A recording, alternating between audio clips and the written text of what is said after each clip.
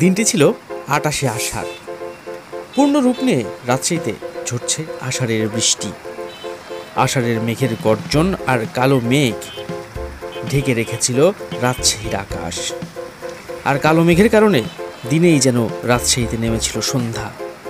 সেই কখন শুরু হওয়া বৃষ্টি ছেড়ে যাওয়ার যেন নামই নেই। থেমে থেমে ঝরছিল বৃষ্টি, পরে একেবারে মুষলধারে।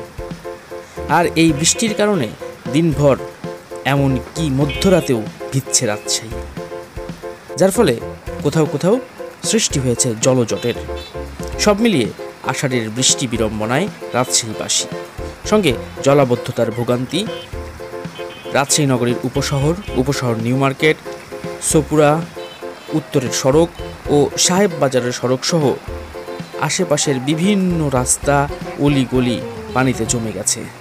যদিও ধীরে ধীরে পানি নেমে যাচ্ছে।